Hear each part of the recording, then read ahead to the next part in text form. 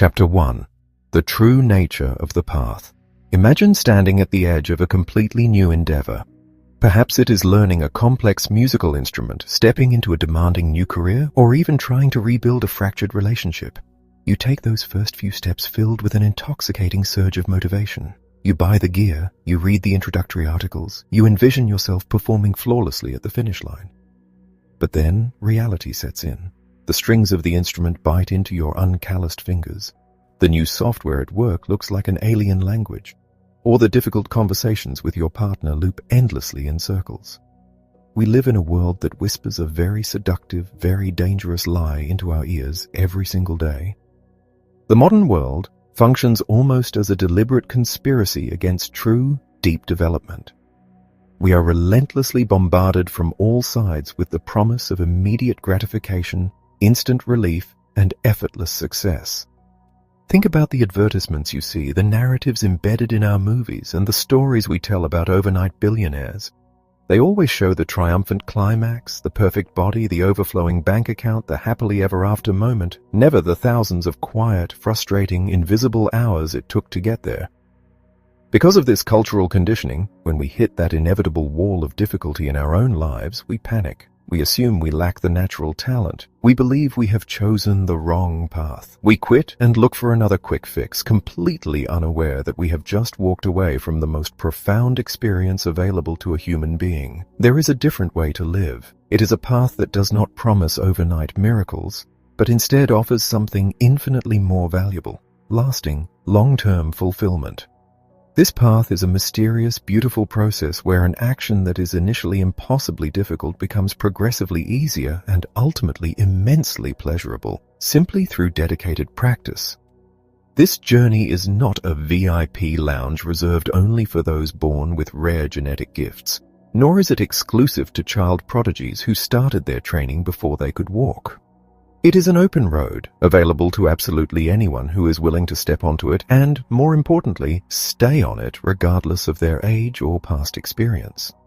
The irony is that you already know how to walk this path. You have already achieved this state of greatness before.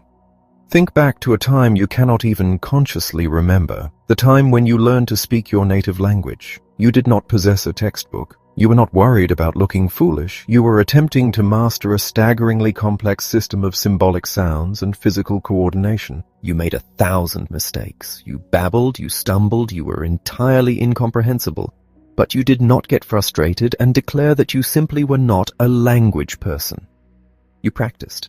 You observed the adults around you trying to match your internal physical sensations with the sounds you heard. And through this goalless, relentless, natural practice, you achieved something miraculous.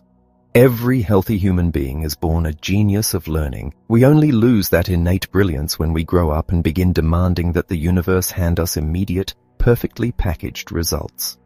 To reclaim that brilliance, we must radically shift our understanding of how progress actually happens. If you were to draw a map of true learning, it would never look like a smooth, unbroken line shooting diagonally up into the sky. The real map of human growth looks entirely different. When you first commit to learning a new skill, let us say a complex physical activity or an intricate professional craft, you have to think deliberately about every single component. Your body and mind feel entirely alien to the task. You are acutely aware of your painful lack of coordination. It is exhausting to consciously force new patterns of sensing and cognition. Then, after weeks of feeling completely incompetent, a sudden miraculous upward surge occurs. Your effort and cognitive focus finally program themselves into your deeper habitual systems. You execute the movement without thinking. You feel a rush of triumph.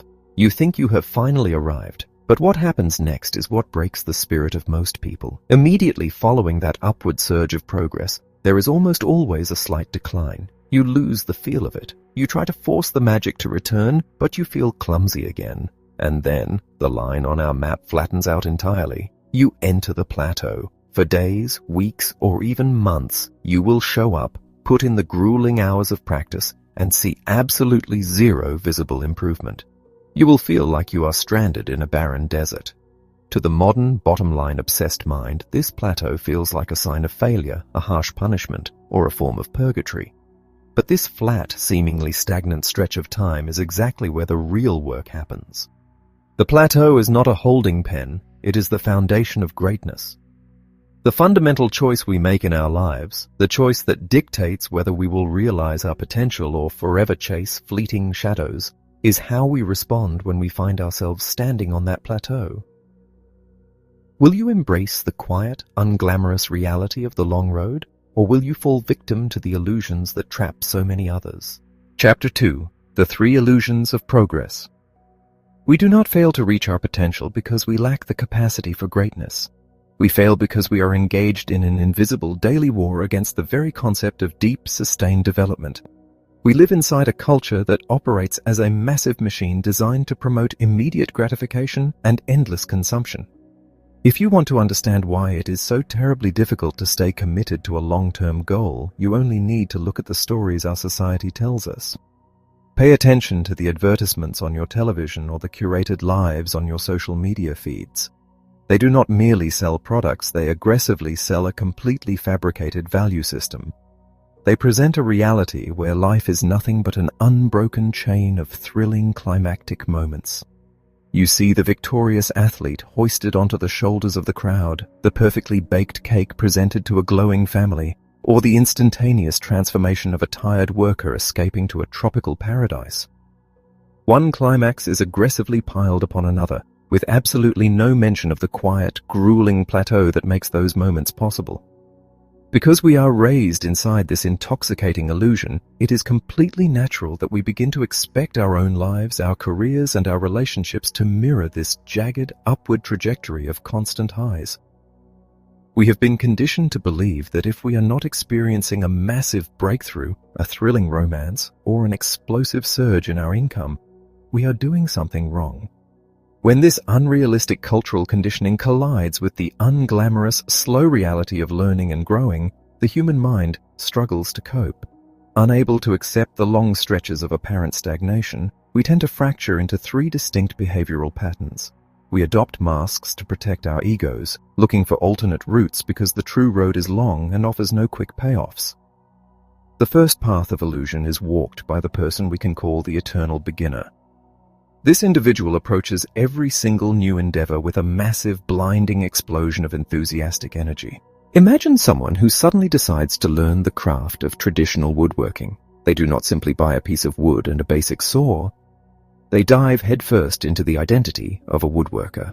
They purchase the most expensive imported Japanese hand tools, a premium leather apron, and a stack of glossy instructional books. They are completely seduced by the rituals of getting started, the shine of the new equipment, and the fresh jargon they can casually drop into conversations with their friends.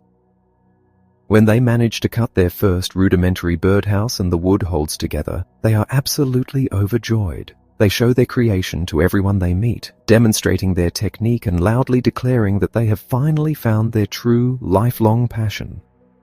But then, the initial surge of beginner's luck evaporates. They decide to build a dining table.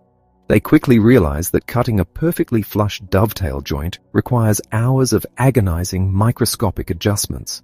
The wood splinters, the chisels dull. They hit their first plateau, and this sudden halt in their upward progress comes as a total demoralizing shock. For this person, a period of sustained effort with no visible reward is completely incomprehensible. Their enthusiasm vanishes overnight. Suddenly, their mind fills with brilliant rationalizations. Woodworking is too messy. The dust is terrible for their lungs.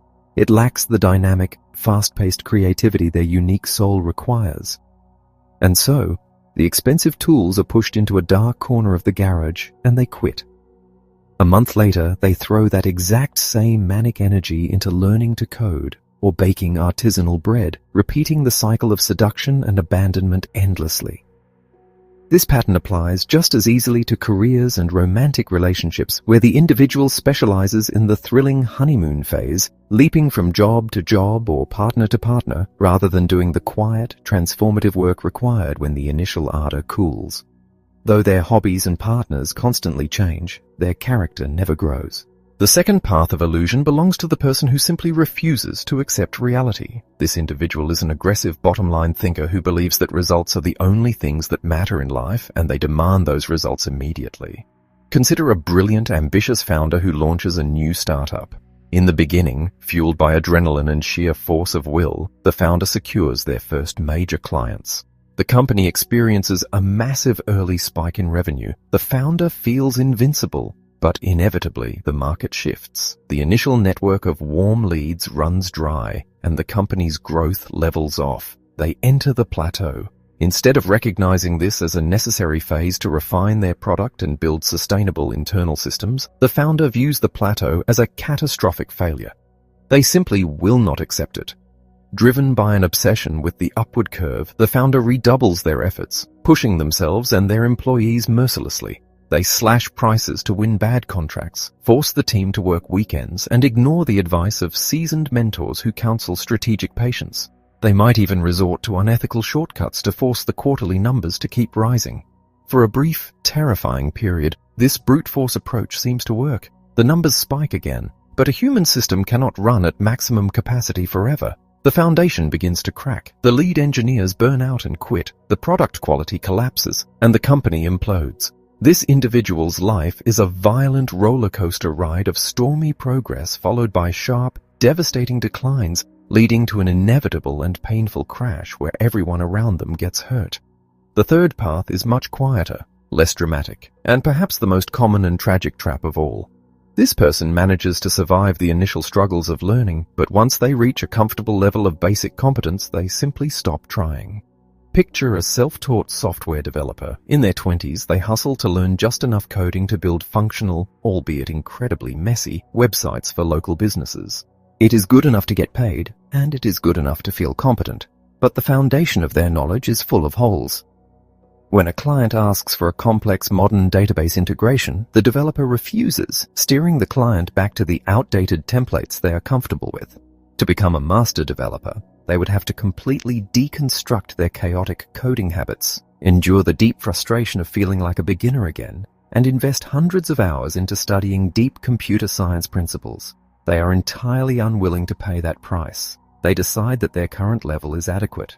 They skip the essential, difficult stages of deep development and are content to coast through their career doing the bare minimum to survive. You see this in the professional who never reads an industry journal, leaves precisely at 5 o'clock, talks through every meeting, and then bitterly wonders why they are never promoted. You see it in marriages that devolve into nothing more than comfortable, static, domestic arrangements, completely devoid of mutual growth or intimacy, where both partners accept a joyless routine to avoid the friction of change. For this person, the plateau is no longer a temporary resting place on a long journey. It becomes a permanent, stagnant residence.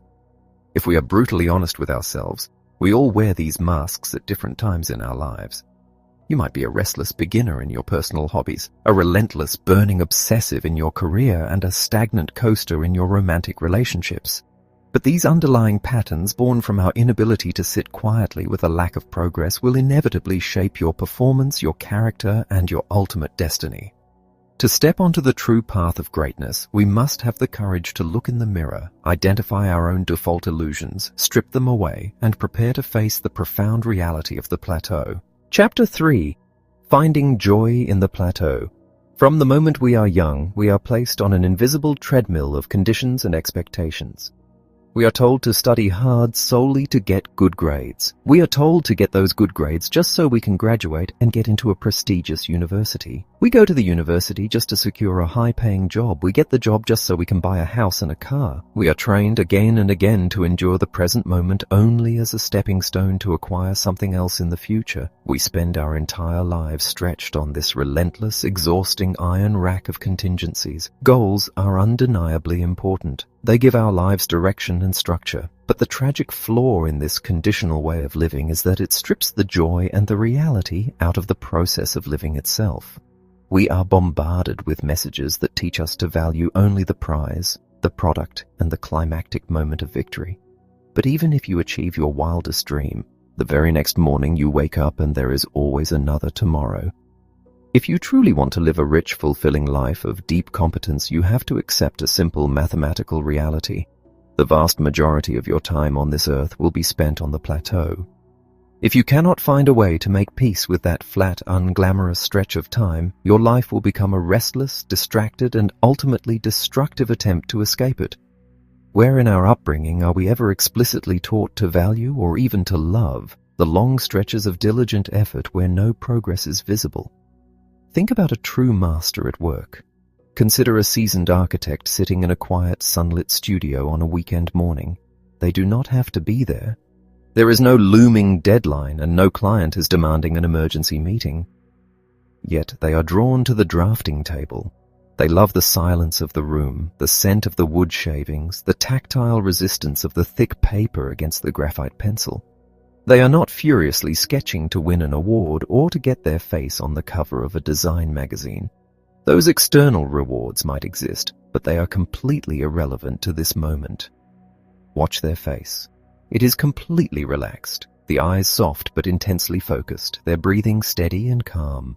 They have entered a state of profound concentration where the boundary between the worker and the work completely dissolves. They are plodding along in the quiet rhythm of their craft, and in that steady rhythm, they find their truest sense of self. They love the texture of the work itself, regardless of the outcome. This quiet absorption is the true face of greatness.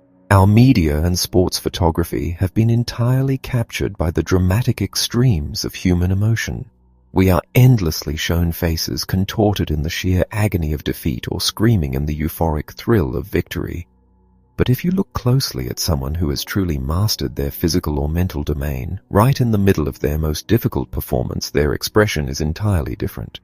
Surrounded by chaos, noise, and pressure, the true master looks remarkably serene, perhaps even carrying a faint, subtle smile.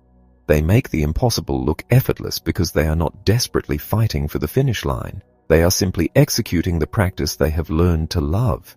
So how do you reach this state? How do you survive the frustration of working for months with no visible progress? The transformation happens in a very specific, beautiful moment of psychological surrender. Early in your journey, when your progress stops and you hit that flat line, your internal voice cries out in frustration. You think, "Oh no, another plateau, I am stuck." You fight it. You try to force a breakthrough, which usually leads to exhaustion, careless mistakes, or physical and emotional injury. But if you stay on the path long enough, something miraculous shifts inside you. The next time your outward progress halts, you take a deep breath, you feel the familiar leveling off, and instead of despair, you feel a sense of profound relief. You say to yourself, "Oh, good, another plateau." You realize you can just stay there, settle in, and continue your practice without the frantic pressure to constantly improve. You embrace the endless succession of days because the practice itself has become its own reward. This is what it means to truly live in your own life. Goals, by their very definition, exist only in the future. Trophies and past accomplishments exist only in the past. They are ghosts completely beyond the reach of your physical senses. But your practice, the actual work of taking the next step on your journey, exists only in the present moment. You can feel it, you can hear it, you can smell it, and you can breathe it in. To learn to love the plateau is to learn to love the eternal now.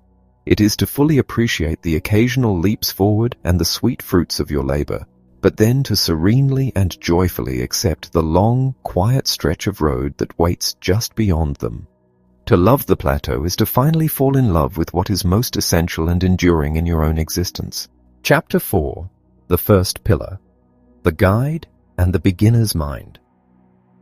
To be human is to be a creature built for continuous lifelong transformation. We are uniquely designed to adapt, to absorb, and to master skills that our biology never explicitly prepared us for. In our earliest years, this process unfolds with breathtaking natural grace. When you learned to walk, you did not need a formal curriculum. Your classroom was the physical world, and your ultimate uncompromising instructor was the force of gravity. Every time you lost your balance and tumbled to the floor, gravity provided instantaneous, unbiased feedback. You were surrounded by adults who celebrated your clumsiest approximations of a step, who cheered when you stumbled, and who never demanded perfection on your first attempt. The environment itself conspired to make you a master of movement. But as we grow older and seek to master complex, unnatural disciplines, whether it is the strategic nuances of corporate leadership, the intricate physical mechanics of playing the cello, or the deep emotional intelligence required to sustain a marriage, the universe no longer provides automatic guidance. Gravity does not correct a poor financial model, and nature does not gently redirect a toxic communication habit. To navigate these complex terrains, we must actively seek out a guide. We must find a teacher. There is a romanticized myth in our culture of the solitary self-taught genius who retreats into a garage and emerges with a world-changing innovation, owing nothing to anyone. While there is undeniable value in independent exploration, the strictly self-taught individual walks an incredibly perilous road. When you refuse instruction, you enjoy the temporary comfort of never being told you are wrong, but you spend an agonizing amount of your life stubbornly reinventing the wheel, and often you reinvent it out of round. Even the great revolutionaries who completely overturned the established rules of their disciplines first had to sit at the feet of a mentor to understand the very rules they intended to break. Finding a true master to guide you is the first profound test of your journey. In our modern marketplace, credentials are loudly broadcast and everyone claims to be an expert. You might be tempted to seek out the individual with the most dazzling personal achievements, the one who possesses the highest awards or the most glittering resume. But a world-class performer does not necessarily make a world-class teacher. Exceptional performance often relies on raw, unconscious instinct. A genius can execute a flawless maneuver, but might be entirely incapable of explaining the mechanics of that maneuver to a novice simply because they have never had to think about it. Teaching requires a deep, empathetic humility. It requires the ability to deconstruct instinct into its microscopic, mechanical parts. To find a true guide, you must look past the teacher and look directly at their students. The students are the master's actual work of art. When you observe a prospective mentor, watch how they interact with the people in the room. Beware the teacher who relies on humiliation, scorn, or the withholding of approval as their primary tools of motivation. There is a persistent, macho myth that the harshest, most brutal critics produce the strongest students. But constant psychological excoriation only builds armor. It destroys the vulnerable open state required for deep learning. A true master understands the delicate economy of feedback. They maintain a rigorous, unyielding standard of excellence, but they balance their corrections with an equal, enthusiastic measure of genuine encouragement. They tell you exactly where your footwork failed, but they celebrate the exact moment your posture aligned. More importantly, watch how the instructor treats the most untalented person in the room.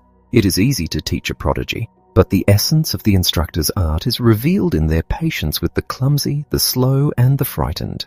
Consider a master glassblower working with two new apprentices. The first apprentice possesses an innate, mystical feel for the craft. The moment they take hold of the blowpipe, they intuitively understand the heat of the furnace and the viscosity of the molten glass. They learn rapidly, skipping over the fundamental struggles, their work beautiful and fluid almost from the start. The second apprentice is entirely different. They are stiff, their timing is perpetually wrong, they burn their hands and they shatter piece after piece. The master might be tempted to pour all their energy into the prodigy, reveling in the rapid, beautiful results, but teaching the struggling apprentice is where the true mastery of instruction lies. Because the slow learner does not have instinct, the master is forced to articulate the invisible. The master must break down the exact physics of the breath, the microscopic rotation of the wrist, and the precise temperature of the kiln. In doing so, the master's own understanding of the craft deepens profoundly. There is a hidden danger in raw talent and a hidden blessing in struggle. The fast learner, because everything comes so easily, often skates on the smooth surface of their ability. They never have to dig into the dark, frustrating mechanics of the craft. When they inevitably face a crisis that outstrips their natural talent, they shatter, because they do not understand the structural foundation of what they are doing. But the slow learner is like a sculptor carving into solid granite. Every single millimeter of progress requires excruciating effort, patience, and pain. It takes years longer to form the shape, but once that knowledge is carved into the granite of their mind and body, it is permanent. They learn the art down to the very marrow of their bones. The best teacher knows this, and honors the struggle of the slow student just as deeply as the grace of the gifted one. While we have access to incredible static resources today, books, recorded lectures, and digital courses, these mediums all suffer from a fatal flaw. They cannot watch you. A video can show you the perfect golf swing, but it cannot see that your left shoulder is dipping a fraction of an inch too low. True instruction requires a dynamic, living feedback loop. It requires a human being who can observe your unique physical and mental compensations and redirect them in real time. When you find this kind of guide, you must manage the delicate boundary of the relationship. You must draw close enough to surrender your ego, allowing yourself to be molded, corrected, and challenged. But you must maintain enough psychological distance to remember that you are a student, not a dependent disciple. You are there to absorb their wisdom so that you may eventually walk your own path, not to become a permanent shadow of their authority. And if the time comes when the teacher can take you no further, or if the relationship sours into complacency or control, the truest mark of your dedication to the path is having the wisdom and the courage to respectfully bow, say goodbye, and seek the next level of instruction. Stepping onto the path requires you to look for a guide, but keeping your feet on the path requires something else entirely. Once the teacher has shown you the movement, the lonely, transformative work of repeating it begins. Chapter 5. The second pillar, the discipline of repetition. When we hear the word practice, almost all of us instinctively understand it as a verb. You practice a foreign language, you practice a dance routine, or you practice your sales pitch. In this conventional sense, practicing is viewed as a necessary evil, an activity completely separate from the rest of your actual life. You practice strictly to achieve a specific goal, to improve your standing, to beat a competitor, or to make more money. This definition is highly functional in our results-obsessed society, and it is undeniably how you get from where you are to where you want to be. But if you intend to walk the path of true, lasting greatness, you must undergo a profound shift in how you view this concept. To a master, the word practice is not a verb, it is a noun. It is not something you do merely to acquire something else. It is something you possess, something you inhabit, and ultimately, something you become. It is the road itself. Consider the life of a world-renowned concert pianist. Imagine standing in the wings of a grand symphony hall long after the sold-out performance has ended. The roaring applause has faded, the audience has gone home, and the stagehands are sweeping the aisles. Yet from the shadows of the empty stage, a quiet, methodical sound echoes. It is the pianist, sitting alone in the dim light, playing the most basic, fundamental scales over and over again. A young, ambitious music student might look at this and feel profoundly confused. They might ask, "Why are you still doing that? You have already won every award. You have already reached the absolute pinnacle of your career." But this question completely misunderstands the nature of the journey. To the master pianist, the awards, the applause, and the wealth are wonderful, but they are not the main reason for playing. They practice because the practice itself is their home. The public performance is simply a byproduct of their devotion to the path. We live in a culture that screams at us to focus only on the scoreboard. We are told that winning is not just the most important thing, it is the only thing. We are conditioned to believe that the end result justifies whatever stressful, chaotic means we used to get there. But behind the loud rhetoric of victory and dominance, there is a quiet, powerful secret shared by those who achieve true greatness. The people we recognize as masters do not dedicate themselves to their craft just to get better at it. The beautiful, paradoxical truth is that they simply love to practice, and because of this deep, abiding love, they naturally get better. And then, completing the circle, the better they get, the more they find profound joy in performing the most basic, elemental movements over and over again. This is the exact opposite of how the beginner's mind operates. When we first start learning something new, we are easily bored. We will try a fundamental technique 8 or 10 times, and then we will restlessly look around for a new, flashy trick to distract us. We want to skip the foundation and build the penthouse. But someone who has surrendered to the discipline of repetition has accumulated enough experience and sensitivity to realize that there is an entire universe hidden inside the basics. Imagine a master carpenter planing a piece of rough wood. To the impatient observer, it looks like mindless, tedious labor. But to the carpenter, the repetition induces a trance-like rhythm that obliterates the passage of time.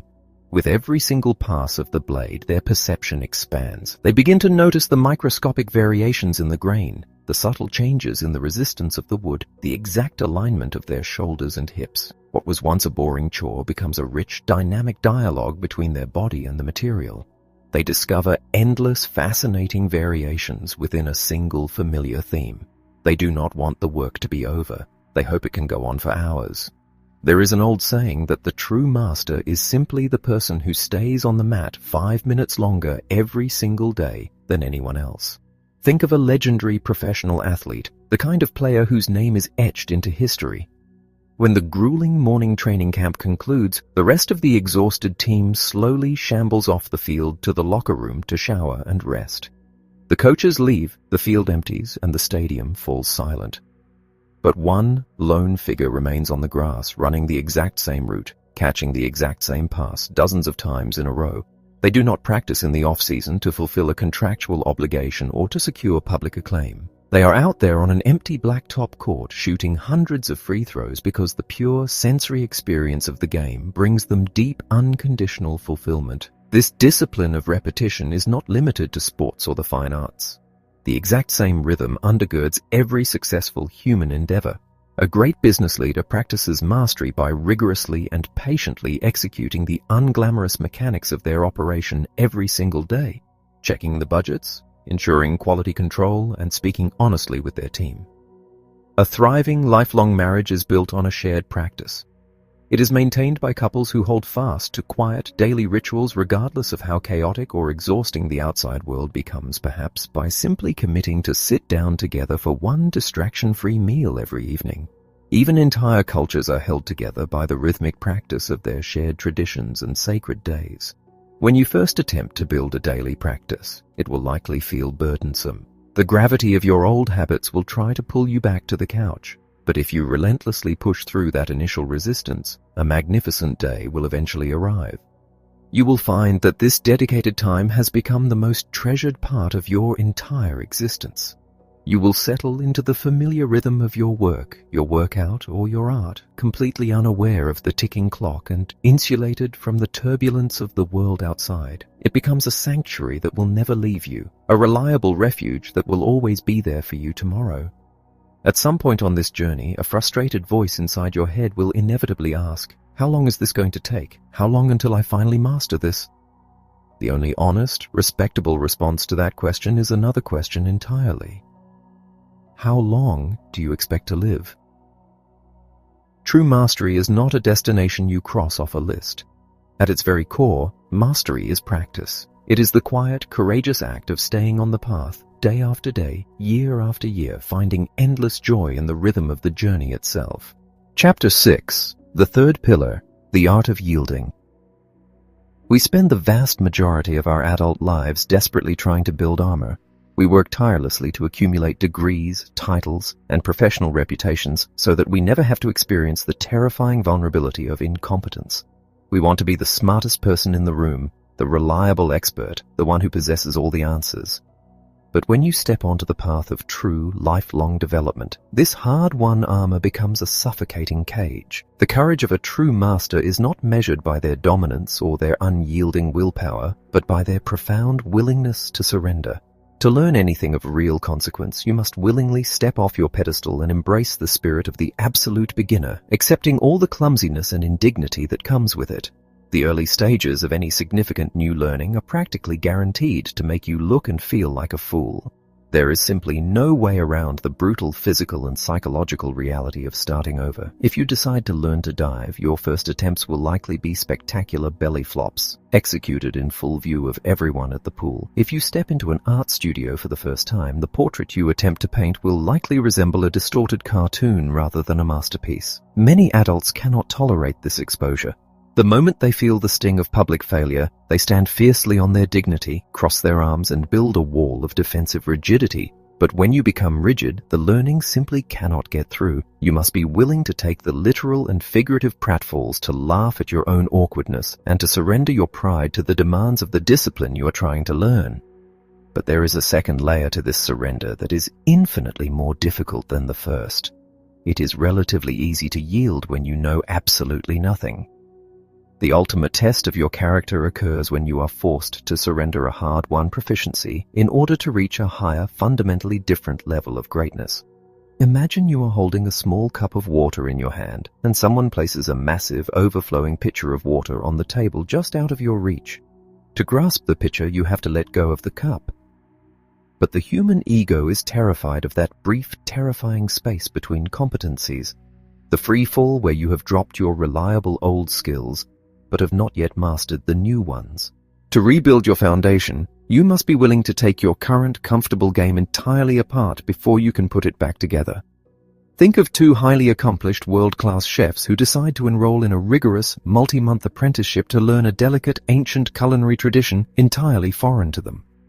The first chef walks into the new kitchen and instantly signals their vast prior experience.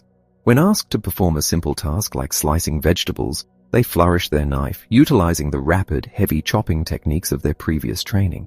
When the new instructor gently suggests they slow down and hold the blade at a different angle, the chef laughs it off, quietly convinced that their established method is superior. Because this chef stubbornly refuses to let go of their past expertise, the subtle, quiet secrets of the new tradition remain completely hidden from them. By clinging to their armor, they fail to absorb the new teachings and quickly fall behind the absolute novices in the room. The second chef, however, takes an entirely different approach. Despite possessing even more prestigious awards and a higher level of past mastery than the first, they step into the new kitchen and completely strip away their identity. They wash the floors, they rinse the rice, and they execute the most mundane, elementary tasks with profound reverence and total submission to the new instructor. They never utter a single word about their past accolades, nor do they make a single movement that hints at their hidden greatness. Only months later, when an emergency arises during a busy service and the kitchen is pushed to the brink of collapse, does this chef briefly unleash their breathtaking world-class speed and precision to save the night. The moment the crisis passes, they wipe down their station, bow deeply, and return to quietly washing the rice, the most thoroughgoing beginner of them all. This is the ultimate paradox of the journey. The strongest individuals are the ones most capable of yielding. By letting go of your ego, you do not lose your balance. You actually find your true center. The more you are willing to surrender your past identity, your comfortable habits, and your fear of looking foolish, the more powerful you ultimately become. For the true traveler on this path, there is no final destination where you are crowned an infallible expert. There is only the endless, beautiful road, and on that road, there are only learners. Chapter 7. The fourth pillar, the power of vision. There comes a moment on every journey when the physical body and the raw mechanics of your craft simply cannot carry you any further. You have found a masterful guide, you have surrendered your ego to the grueling process of learning, and you have built a deep, unshakable rhythm of daily practice. Yet, you hit an invisible ceiling. When a human being has refined their physical technique to an extraordinarily high level of development, further improvements in the physical realm can only ever arrive in microscopic increments. The muscles can only contract so fast, the vocal cords can only stretch so far, and the hands can only move with so much dexterity. When you reach the absolute boundary of your physical and mechanical limits, you must cross over into the undiscovered territory of the mind, because the realm of the spirit and the imagination is the only place left where monumental leaps forward are still possible. To truly step into greatness, you must cultivate the power of intentionality, weaving character, attitude, and profound mental imagery into a unified force. Consider a world-class archer standing alone in a quiet, windless field, preparing to strike a target that is little more than a speck in the distance. If you were to watch them closely, you would see that they do not simply raise the bow, pull back the string, and hope for the best. Long before their muscles ever bear the immense weight of the draw, the shot has already been fired and completed entirely within the theater of their mind. They close their eyes and vividly construct the reality they are about to step into. They feel the rough texture of the leather grip against their palm. They hear the sharp, specific snap of the release, and they trace the exact, magnificent arc of the arrow cutting through the cold air to bury itself flawlessly in the golden center of the target. To this archer, the actual physical execution of the shot is merely the final, almost secondary echo of the mental command they have already issued. The physical swing or release is only a tiny fraction of the success. The vast majority of the achievement is born in the vividness of the mental rehearsal. We are often taught to view our thoughts and our imagination as pleasant but ultimately powerless figments, fundamentally separate from the hard, undeniable reality of the physical world. But thoughts, images, and deeply held feelings are intensely real, and they exert an astonishing, measurable influence over the world of matter and energy. When you face a daunting obstacle, whether it is a staggering weight you must physically lift or an intimidating audience you must captivate with your words, relying solely on brute muscular force or raw intellectual effort will often cause you to freeze, stumble, or fail entirely. But when you completely bypass that frantic mechanical struggle and instead lock your mind onto a powerful guiding vision, imagining your energy projecting effortlessly outward, extending far past the physical boundaries of the room, your body responds with a sudden, fluid strength that seems almost miraculous. The mind dictates the alignment, the tension, and the release, allowing you to achieve effortlessly what brute force could never accomplish. Think about a brilliant architect designing a towering, impossible cathedral. The physical structure of stone, glass, and steel does not yet exist. It cannot be touched, it cannot be measured, and it offers no shelter from the rain. Yet the blueprint, the highly detailed vision residing purely in the mind of the creator, is arguably more real and certainly more fundamental than the building itself. Buildings can crumble, burn, or be washed away by the tides of time, but the abstract, invisible structure of the idea remains indestructible. Creating this structural blueprint in the mind is the absolute prerequisite for any physical manifestation. The grand, sweeping vision must always precede the physical reality, laying the invisible tracks upon which your physical actions will eventually run. If you are struggling to maintain your discipline, if you find yourself feeling depleted and hollow on the long stretches of the plateau, it is almost certainly because your vision has grown dim. You cannot survive the endless repetitions and the brutal setbacks of the path without a beautiful, blazing image of where you are going. Creating a crystal-clear vision of yourself standing victorious at your destination is not an exercise in idle daydreaming. It is the vital psychological engine that manufactures your deepest desires and generates your relentless willpower. When you can see the end result so clearly that it brings tears to your eyes, the daily sacrifices stop feeling like punishments and start feeling like privileges. Intentionality is the infinite fuel that powers the long journey, because ultimately, every individual who achieves true mastery is, first and foremost, a master of vision. Chapter 8. The Fifth Pillar, Walking the Edge. We now arrive at a profound and beautiful paradox that sits at the very heart of human greatness. If you observe those who have reached the highest echelons of their craft, you will notice that almost without exception, they are completely dedicated to the unglamorous fundamentals of their calling. They are absolute zealots of daily practice, connoisseurs who find immense joy in the smallest, most incremental steps forward on the quiet plateau. Yet, at the exact same time, these are the very individuals who are most likely to aggressively challenge established limits, take terrifying risks, and push themselves to the absolute brink for the sake of higher performance. They exist in a state of constant tension between safety and danger, between the known and the unknown. To understand this pillar, you must understand that the true path does not ask you to choose between patient discipline and reckless courage. It demands both. Playing the edge is a delicate, high-stakes balancing act. It demands a hyper-tuned awareness to know exactly when you are pushing yourself past the boundaries of physical, emotional, or psychological safety, and making a conscious, deliberate decision to do exactly that. Imagine a seasoned mountaineer attempting to summit a brutal, unforgiving peak. For decades, they have trained safely at lower altitudes, meticulously checking their gear, practicing tying knots until their hands bleed, and building an unbreakable foundation of cardiovascular endurance. But now, in the death zone, the air is thin and a sudden violent storm rolls in. Logic, survival instincts, and every medical textbook will scream at them to turn back immediately. To push forward into the blinding snow is dangerously foolish, perhaps even fatal. But instead of retreating, the mountaineer taps into a primal reservoir of willpower. They fight through the exhaustion, risking everything to stand on that frozen summit for a fleeting minute before beginning the agonizing descent. Medical professionals might call this extreme behavior deeply stupid, and they would be entirely correct. But it is also breathtakingly heroic. It is the kind of profound, irrational push into the unknown that expands the boundaries of what is possible, reaffirming the fierce, indomitable nature of our shared humanity.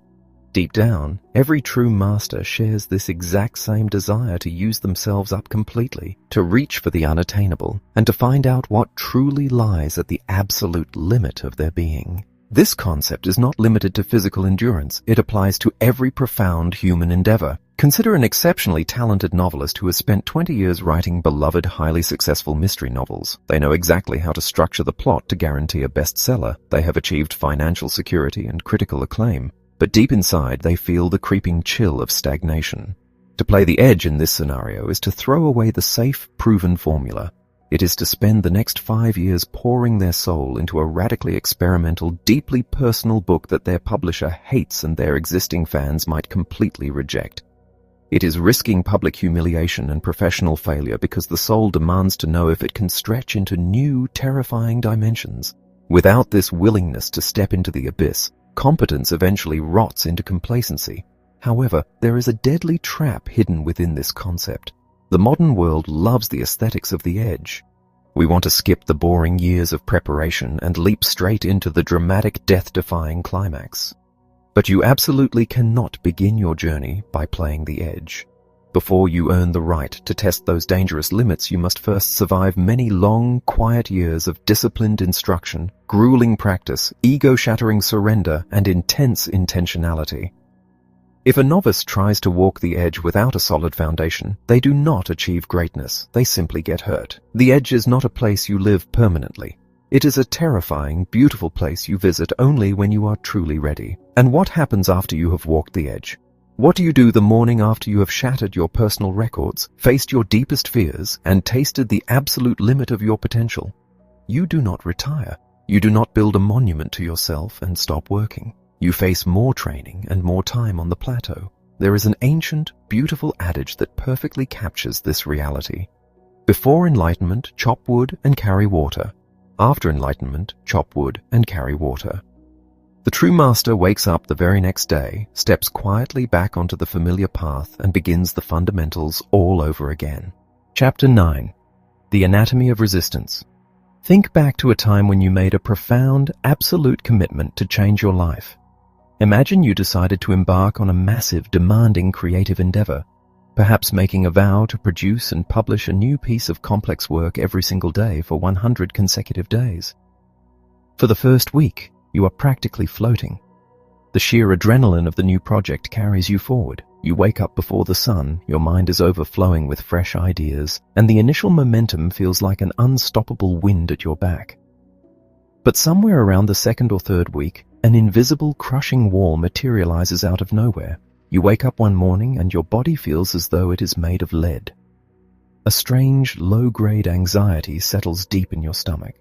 Every single logical excuse imaginable suddenly bubbles to the surface of your consciousness. You need more rest. The quality of your work is suffering because you are rushing, or perhaps you decide the entire project was a foolish, arrogant idea to begin with. You feel physically and emotionally exhausted, and you are entirely convinced that this is a sign from the universe telling you to stop. It is not a sign from the universe. It is a fundamental, invisible, biological force, and if you do not understand how it works, it will defeat you every single time you attempt to grow. This force is a mechanism designed to keep systems entirely stable and unchanged. Think of a thermostat in a house. If you open a window and the cold winter air rushes in, the thermostat instantly senses the drop in temperature and fires up the furnace to force the house back to its original baseline. Your mind and body possess the exact same internal thermostat. For decades, you have lived a certain way. Your nervous system has established a baseline. It does not matter to your primal biology whether that baseline is deeply fulfilling or utterly miserable. It only knows that the baseline is familiar, and familiar means safe. When you suddenly introduce a massive positive change, like dedicating hours a day to a new craft or breaking a lifelong bad habit, your internal thermostat registers a massive disruption. It rings the alarm bells. It floods your system with feelings of lethargy, anxiety, and doubt, actively trying to drag you back to the comfortable, familiar couch. When you understand this, the entire journey changes. The resistance is not a personal failing. The sudden urge to quit is not proof that you lack talent. It is simply the machinery of your own biology trying to do its job. A true traveler on the path expects the alarm bells to ring. When the panic sets in and the excuses pile up, they do not fight the feeling, nor do they surrender to it. They simply smile, recognize the resistance for exactly what it is, and take the very next step anyway. But biology is not the only force waiting to pull you off the path. Once you learn to navigate your own internal thermostat, you still have to navigate the labyrinth of your own ego. There are silent psychological traps scattered all along the plateau, and they are incredibly adept at disguised destruction. One of the most dangerous traps is the sudden injection of vanity and fierce competitiveness. Consider two brothers who share a lifelong, deeply ingrained rivalry. For years, they have battled fiercely in a specific, highly strategic game, constantly trying to prove their superiority over one another. One brother finally decides to step back and truly master the underlying theory of the discipline. He spends months studying quietly, practicing patience, and learning complex, beautiful strategies that require sacrificing early points for an ultimate, elegant victory. He is making genuine progress. But the very next time they sit across from each other in the living room, the old dynamic instantly resurfaces. The other brother makes a sarcastic comment or takes an early lead. Instantly, the student's ego catches fire. The profound desire to execute the pure, patient techniques he has been practicing vanishes. He abandons his deep strategy and resorts to his old, chaotic, aggressive tactics just to secure a desperate, immediate win and silence his sibling. In that fleeting moment, the pursuit of true, lifelong mastery is completely sacrificed on the altar of petty, momentary dominance. When we become obsessed with beating the person next to us, we completely lose sight of the road ahead of us. Another profoundly destructive trap is the illusion of perfectionism. As you begin to understand the depths of your craft, you develop a vision of what perfect execution looks like. This is a necessary stage of growth, but it can quickly curdle into a paralyzing poison. The perfectionist demands that every single step of the journey must be flawless. They refuse to write the next chapter of their book, or they refuse to launch their new business because they are terrified that it will not immediately match the immaculate vision in their head. But the master understands that the path is built entirely out of mistakes. Clumsiness, errors, and public failures are not deviations from the process. They are the very data required to refine the next attempt. To demand perfection on the plateau is to demand the impossible, and it will freeze you perfectly in place. Perhaps the saddest trap of all is dead seriousness. It is entirely possible to become so consumed by the discipline of your practice, so intensely focused on your own transformation, that you completely forget to laugh. You become a grim, joyless taskmaster to yourself. The road to greatness is incredibly long, and if you cannot find a way to laugh at your own absurdities, your clumsiness, and your inevitable backsliding, the journey will become an unbearable prison.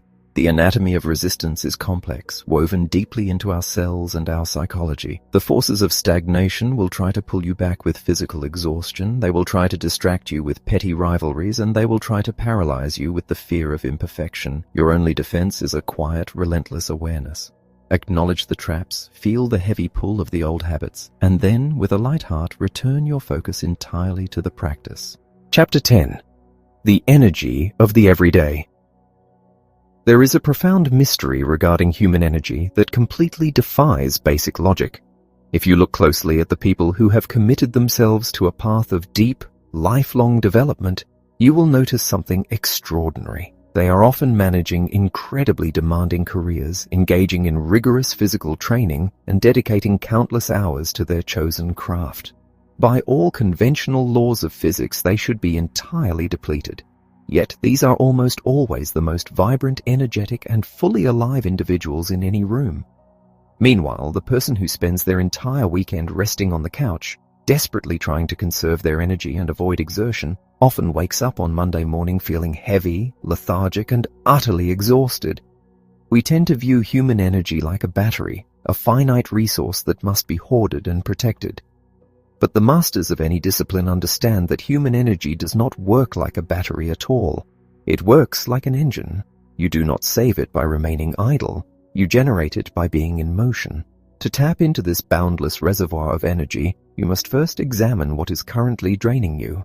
The greatest thief of human vitality is not physical exertion. It is the invisible, crushing weight of unmade decisions, suppressed resentments, and psychological baggage.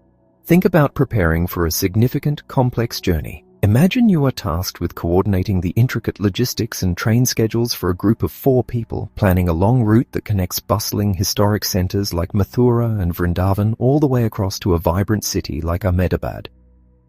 If you try to pack a physical suitcase for every conceivable weather event, every possible delay, and every imaginary crisis, your luggage will be so heavy that you will collapse before you even reach the station platform. We do the exact same thing to our minds. We drag the heavy baggage of our past failures and our future anxieties onto the path with us every single day. We carry the exhausting weight of needing to prove ourselves to others. Consider a lifelong rivalry with a sibling, perhaps a brother with whom you share a passionate, fiercely competitive history, constantly debating strategies or criticizing each other's choices in a shared game. As long as your internal energy is entirely consumed by the desperate, burning need to prove him wrong, to defend your pride, and to secure a fleeting victory, your spirit is bound in chains. You are burning massive amounts of fuel just to stand completely still. To generate the explosive energy required for true mastery, you must learn to pack light. You must deliberately set down the heavy suitcase of your ego, forgive the old grievances, abandon the petty competitions, and step onto the path with a mind as light and unburdened as empty space. Once you have cleared this mental friction, you must then learn to harvest energy from the places where you spend the vast majority of your life, the ordinary, unglamorous moments of the everyday. We have been conditioned to believe that life only truly happens during the major climactic events, the weddings, the promotions, the grand vacations. We treat the time in between as useless filler, sleepwalking through our chores while our minds wander restlessly into the future. But the master understands that the way you do anything is the way you do everything. Consider the daily act of driving your car. You might be an individual who takes immense pride in understanding automotive engineering. You might spend hours deeply researching the precise, intricate differences between a traditional engine and a modern hybrid fuel system, or tracking the nuanced features of a specific, newly released model like the Victoris. You know the machine intimately, yet when you actually sit behind the wheel for your daily commute, your mind completely detaches. You grip the steering wheel unconsciously, you stare blankly at the bumper in front of you, and you arrive at your destination with absolutely no memory of the journey. To master the commonplace is to radically change this dynamic. It is to place your hands on the wheel and actually feel the texture of the leather. It is to feel the subtle vibrations of the engine transferring through the floorboards, to consciously observe the flow of traffic like a living river, and to remain deeply, completely present in the driver's seat. When you stop treating the mundane chores of washing the dishes, walking to the mailbox, or driving to work as obstacles to your life and start treating them as the practice itself, the universe suddenly opens up. Every single moment becomes an opportunity to refine your presence, and every ordinary action begins to feed you with quiet, steady energy. As you walk this long road, accumulating skill, shedding your baggage, and finding joy in the plateau, you will eventually reach a level of profound competence. You will become an authority in your field. People will look to you for answers. This is the final, most dangerous crossroads of the journey. The temptation to build a monument to yourself, to rest on your laurels, and to protect your reputation as an infallible expert will be immense. To succumb to that temptation is to die a slow, spiritual death. There is an ancient story, universal to all traditions of profound learning, about a legendary teacher who reaches the very end of his long, illustrious life. Surrounded by his devoted students, knowing his time is short, he makes one final request regarding how he wishes to be dressed for his passing. He does not ask for the heavy, ornate robes of the Grandmaster. He does not ask for the medals of his victories. He asks to be dressed in the simplest, most basic garment of the absolute beginner. He asks for the white belt. This is not an act of theatrical humility. It is the ultimate expression of realism. At the moment of our greatest transitions, we are all beginners. To stay alive on the path, you must be willing to continually play the fool. The fool is not stupid, the fool is simply free. The fool is entirely unburdened by the terrifying pressure of having to look smart, right, or perfect. The fool is allowed to ask the obvious questions, to stumble, to laugh at their own clumsiness, and to look at the world with the wide, terrified, beautiful eyes of a newborn. The path of mastery has no finish line. There is no ultimate certificate that exempts you from the struggle. No mountain peak where you can finally stop climbing. The road goes on forever. But when you have learned to love the quiet rhythm of the plateau, when you have surrendered your ego to the deep discipline of practice, and when you have embraced the eternal, joyous spirit of the beginner, the endless nature of the road is no longer a punishment. It is the greatest gift you could ever be given. The journey itself is the home you have been searching for all along.